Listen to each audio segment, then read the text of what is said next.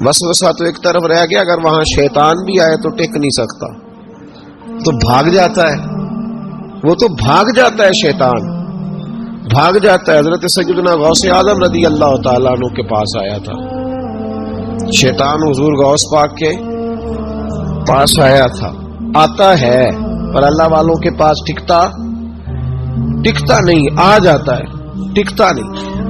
حضور غوث اعظم رضی اللہ تعالیٰ عنہ نے 40 سال اللہ کی عبادت کی، 40 سال۔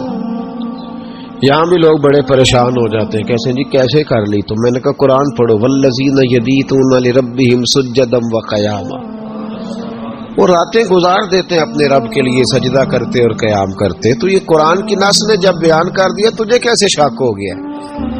جو قرآن کی نص بیان کر رہی ہے کہ اللہ کے کچھ بندے راتیں سجدے اور قیام میں گزار دیتے۔ حضور غوث اعظم نے 40 سال عشاء کے وضو سے فجر کی نماز ادا فرمائی۔ تو ایک دن آسمان پہ نا چھوٹا سا بادل کا ٹکڑا آیا، معاذ اللہ ثم معاذ اللہ، وہ کہنے لگا عبد القادر میں تیرا رب ہوں۔ اس کے اندر سے آواز آئی، میں تیرا رب ہوں، تو نے بڑی عبادت کر لی، اب تو بے شک پڑھ بے شک نہ پڑھ۔ کئی ملنگوں کو معاف نہیں ہو گئی معاذ اللہ کہ بے شک پڑھ بے شک نہ پڑھ، عام اجازت ہے۔ تو حضور غوث اعظم رضی اللہ تعالیٰ عنہ فرمانے لگے اعوذ باللہ من الشیطان الرجیم۔ جب آپ نے یہ پڑھا تو وہ سامنے آ کے کھڑا ہو گیا، کہنے لگا عبد القادر آپ کو کیسے پتا چلا کہ میں شیطان ہوں؟ تو آپ فرمانے لگے پاگل ہے، مجھے کیسے پتا نہ چلتا؟ جس رب نے اپنے پیارے حبیب علیہ السلام کو نماز معاف نہیں کی، اس نے عبد القادر کو کیسے معاف کر دی؟ جب حضور کے لیے یہ حکم نہیں آیا کہ محبوب چاہے پڑھو چاہے نہ پڑھو، وہاں تو حکم آیا کہ محبوب تہجد بھی پڑھو، وَمِنَ اللَّيْلِ فَتَہجد بِهِ نَافِلَةً لَكَ، نفع دے گی آپ کو، تہجد بھی پڑھے۔ تو ان کے لیے جب یہ حکم نہیں تو میرے لیے کیسے آ گیا؟ اب شیطان تھا نا، تو اس نے پھر ایک اور چال چلی، یہ باز نہیں آتا، ہم باز آ جاتے ہیں کئی دفعہ، اس کے پیچھے پیچھے چلنے لگ جاتے ہیں، لڑ کے تھک جاتے ہیں، وہ نہیں تھکتا، وہ نئی سے نئی چال، نئی سے نئی چال، اس کا نیا سے نیا روپ، من الجنت والناس، جنوں میں سے بھی اور اس کے نئے سے نئے روپ ہوتے۔ اس نے ایک نیا روپ دھار لیا، کہنے لگا عبد القادر 300 ولی میں نے اسی طرح گمراہ کیے، آپ چونکہ عالم تھے تو آپ کے علم نے آپ کو بچا لیا۔ تو غوث اعظم فرمانے لگے نئے روپ سے آئے ہو؟ کہنے لگا 300 میں نے گمراہ کیے، یہ تو آپ عالم تھے تو بچ گئے، آپ جانتے تھے تو بچ گئے، میں نے 300 گمراہ کیے۔ تو حضور غوث اعظم فرمانے لگے پھر گمراہ کرنے لگے ہو نیا روپ دھار کے؟ مجھے میرے علم نے نہیں بچایا، مجھے اللہ کے فضل نے بچایا ہے۔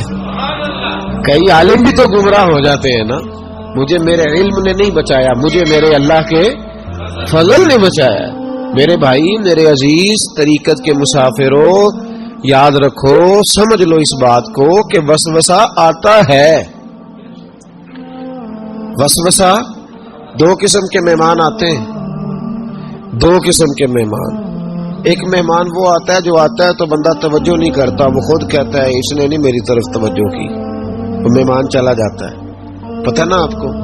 اور جس کو بندہ اٹھ کے سینے سے لگائے اور اس کے ساتھ گفتگو شروع کر دے، وہ مہمان جاتا ہے تو بیٹھا رہتا ہے، وہ تو نہیں جاتا۔ وسوسہ آتا ہے، جو تو توجہ نہ کرے اس کا چلا جاتا ہے، اور جو سینے سے لگا لے، سوچنے لگ جائے، غور کرنے لگ جائے، اس کا وسوسہ بیٹھ جاتا ہے، اسی کے پاس رہتا ہے، دوستانہ کر لیتا ہے، کئی دفعہ تو بالکل مکان ہی ساتھ بنا لیتا ہے، ہر وقت کوئی نہ کوئی بات کان میں، ہر وقت کوئی نہ کوئی بات کان میں۔ کیوں وسوسہ آتا ہے؟ تجھے کیسے آ گیا؟ جس کا یقین کامل ہو اسے وسوسہ کیسے آئے؟ جس کی توجہ سیدھی ہو اسے وسوسہ نہ چھڑ یار دا بوہا، نہیں تے ہو جاویں گا روگی۔ جیڑی بکری اجڑوں وچھڑی او بگیاڑا جوگی۔ یہ تو بھئی تو اگر اندر رہتا، صحبت کے اندر رہتا، چھتری کے نیچے رہتا، تو پھر وسوسہ تجھے کیسے وسوسہ کس طرح تیرے پاس آیا؟ وسوسہ اس کے پاس آتا ہے جو وسوسے کی جانب توجہ کرتا ہے۔ بہت زیادہ لوگوں کو بدگمانی ہونے لگی ہے، بہت زیادہ وسوسے آنے لگے ہیں، بہت زیادہ خیال ہونے لگا ہے، بہت زیادہ توجہ ہونے لگی ہے، بڑی لوگوں کا معیار اس طرف جائیں. ہر چوتھا آدمی آ کے کہتا ہے برے خیالات آتے. کیوں بھائی برے خیالات آتے ہیں؟ کیسے آ گئے؟ ہمارا تو دل ہی ایک ہے اور دل میں یار بھی ایک ہے. دوسرے کے لیے جگہ ہی کوئی نہیں تو وسوسہ کیسے آئے گا؟ ہم تو اس کے دیدار سے ہی آج تک فارغ نہیں ہوئے تو غیر کی طرف دیکھ کیسے لیا؟ یہ کیسے ہو گیا؟ ممکن کیسے ہوا؟ اپنے آپ کو سمیٹیں، ان وسوسوں سے اپنے آپ کو بچائیں، ان پر قطعی طور پر کوئی توجہ نہ دیں. اور اگر کبھی آ بھی جائے تو میں نے کہا کہ اس کو سینے سے لگانے کی ضرورت، اس کو جھٹک دے، بات ختم ہو گئی. آ جاتا ہے وسوسہ، بڑوں کو آ جاتا ہے وسوسے، آیا کرتے ہیں، آیا ضرور کرتے ہیں. لیکن جو لوگ قابل ہوتے ہیں، جن کا ایمان مضبوط ہوتا ہے، جن کا تیقن مضبوط ہوتا ہے، ان لوگوں کے پاس وسوسے ہمیشہ رہتے نہیں. ایک اہم بات اصلاح کی جو سمجھنی بڑی ضروری ہے، آپ کے لیے بڑی ضروری ہے. آپ نے یہ غور کرنا ہے کہ وسوسہ آتا کہاں سے ہے. کوئی نہیں سمجھ آئی آپ کو میری بات؟ نہیں آئی ہوتی تو آپ بڑی دور پہنچ چکے ہوتے. سردی بڑی زیادہ تھی کمرے میں، تو کہیں سے ہوا آ رہی تھی ٹھنڈی، تو اب ٹھنڈ بڑی لگ رہی تھی تو بندے نے فوراً اٹھ کے بھلا کیا کرنا ہوتا ہے؟ نہیں وہ پتہ نہیں کتوں آ رہی، باری دی تو ابھی گالی ہے نا جی. اگر تو کھڑکی سے آ رہی ہے تو کس کو بند کریں گے، اور اگر دروازے سے آ رہی ہے تو جی، اور اگر چھوٹے بچے نے پنکھا چلا دیا تو جی، چل پنکھا رہا ہے بندہ سارا دن دروازہ بند کرتا رہے. سمجھنا ہے آپ نے بات کو. آپ نے اس دروازے کو بند کرنا ہے جہاں سے وسوسہ